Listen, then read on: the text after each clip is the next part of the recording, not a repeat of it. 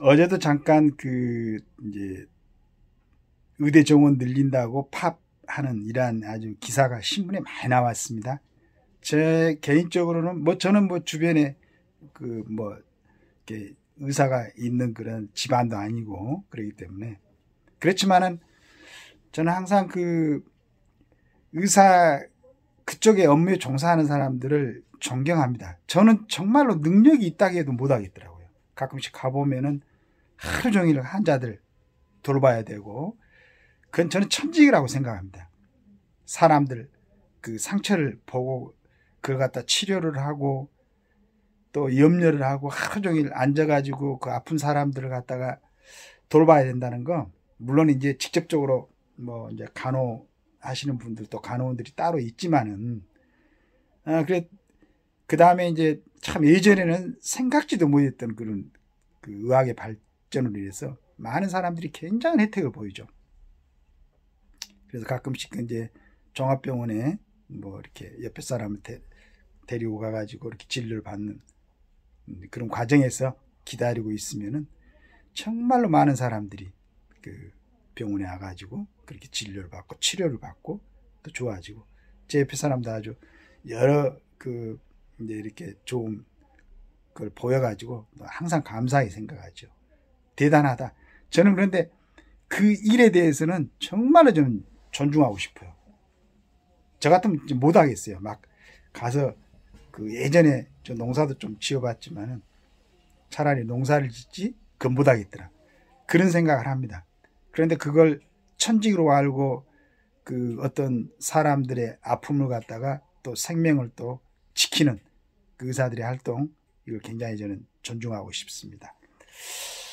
그런데 이제 우리가 대한민국 파업이 참 많죠. 특히 이제 민노총이라든가 한노총 쪽에서 지금 조금은 이제 정리가 되고 좀 그랬습니다만은, 여러 가지로 이제 또 더구나 우리나라에서는 공무원들 노조도 있지 않습니까? 그 다음에 선생님들 노조도 있고, 그래서 일부 직업에서는 본인들이 하는 아주 중요한 역할을 좀 상기를 하시고 그런 부분에 대해서는 조금 더 천천히 생각하고 결정을 했으면 좋겠습니다. 이런 이제 생각을 하고 있는데, 또 우리 이런 일반인들은 자세히 모르는 세밀한 사항을 정리해 놓은 글이 있어가지고 논설입니다. 조선일보에 한번 읽어보도록 하겠습니다. 인턴, 레지던트 등 전공의들이 의대 정원 확대에 반발하며 집단 행동에 나선 가운데 대형 병원들이 이에 대비해 수술과 입원 일정 조정에 들어가면서 환자들의 불안감이 커지고 있다. 아직 사직서를 수리한 경우는 없지만 16일 이후 기존 23개 병원에서 전공의 715명이 사직서를 제출했다고 한다. 전공의들은 상급 종합병원 의사 인력의 30에서 40%를 차지하며 교수의 수술과 진료를 보조하는데, 이들이 실제 집단 행동에 돌입할 경우 수술 등 진료 차질로 환자들이 큰 피해를 입을 수밖에 없을 것이다.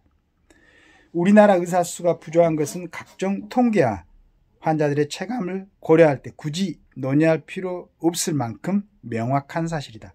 2021년 우리나라 임상 의사 수, 한의사 포함해가지고 인구 1000명당 2.6명으로 OECD 회원국 중 멕시코 다음으로 적다.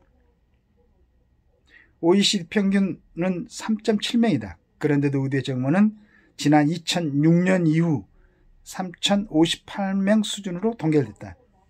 18년 전에 동결이 되네요. 2020년 등 정부가 의대 증원을 시도할 때마다 의사들이 집단행동으로 막았기 때문이다. 의사들이 집단행동으로 의료 인력 확대를 막는 나라는 한국뿐이라고 한다. 전 세계적으로 고령화에 대비해 의사 수를 늘리는 추세다. 독일은 공립의대 정원이 9,000명이지만 우리 3,000명의 한 3배 정도 되네요. 1만 5,000명 가량으로 늘리기로 했고, 영국도 8,639명을 뽑지만 2031년까지 1만 5천 명까지 늘리기로 했다. 우리보다 앞서 고령화를 겪은 일본은 지난 10년간 의사 수가 4만 3천 명가량 늘어났다. 그러나 의사들이 의대 정원 확대에 반발해 파업에 나서는 경우는 우리나라가 유일하다는 것이다. 외국에서도 의사들이 임금 인상 등을 요구하며 파업하는 사례가 없진 않지만 의사 정원에 반대하며 집단 행동을 하는 경우는 유사한 사례를 찾기가 어렵다. 의사가 부족한 현실은 누구보다 현장 의사들이 가장 잘 알 것이다. 지역 필수 의료가 위기에 처했고, 그럼 지방에는 의사가 없었고 그런 걸로 알고 있어요.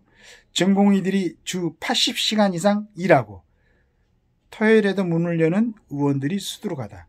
그럼에도 의사들이 증원에 반대하는 것은 의사 부족으로 인한 환자의 피해를 전제로 돈을 더 벌겠다는 발상 말고는 설명할 방법이 없다. 이 마지막 부분은 내가 읽고 싶진 않았는데 읽다 보니까 됐네요. 근데 이제 이렇게 분석을 하게 되면은 그런 결론이 나올 수밖에 없다는 생각이 듭니다. 주 80시간이면 우리가 52시간이 그걸로 자꾸 얘기가 된 것 같은데 굉장한 시간 아니겠습니까? 앞으로 중요한 업무를 하려면은 우리 의사들도 건강해야 되는데 또 전공의들이 80시간 이상 근무한다는 것은 조금 이건 너무 지나치지 않을까. 그런데 우리 전공의들이 그 증원에 반대해서 파업을 한다는 것은 조금 생각해 보면은 좋지 않을까. 그래가지고 지금 이제 아파서 그 병원 치료를 받아야 되거나 수술을 앞두고 있는 사람들이 불안하지 않도록 여러분들이 좀 현명하고 현명한 분들이죠.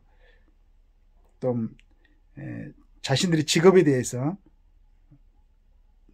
굉장한 아주 중한 소명의식을 갖고 결정들을 하셨으면 좋겠어요. 그리고 지금 지역에서는 어디 보니까 군 단위, 면 단위 이런 데 의사가 한 분도 없다는 데도 있어요. 특히나 지금 출산 굉장히 좀 문제가 있죠.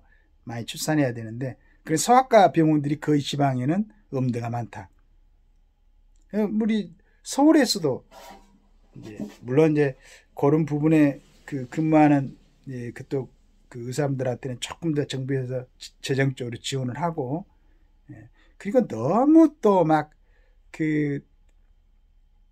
조금만 하면은 의료사고 해가지고 재판들을 걸고 하니까 의사들도 그런 부분, 그러니까 뭐든지 적절해야 된다 생각합니다. 뭐든지. 그리고 그런 부분에서 의사들도 충분하게 인력이 확보되어 있으면은 조금 더 정확하고 차분하게, 안심하게, 또 전공의들도 인력이 많으면은 좀 차분하게 공부하고, 우리 생각은 그랬습니다. 그 사정은 자세히 모르니까.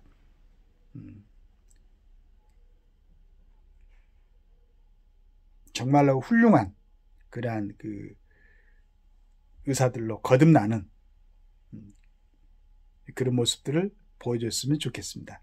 자, 파업하시는 거, 일반 아주 참 힘들고 억울하게 이렇게 당하는 일선에서 일하는 사람들 많지 않습니까? 그런 사람들이 파업을 하는 거고, 의사 선생님들은 연봉이 정확한지는 모르겠습니다만은 전체적으로 한 3억 4천 된다고 그러는데 조금 양보하시고 지금 불안해하는 환자들을 위해서 빨리 업무에 충실하는 그런 모습을 보여주셔서 국민들로부터 신망과 존경을 받는 그런 의사들로 거듭나시기 바라겠습니다. 감사합니다.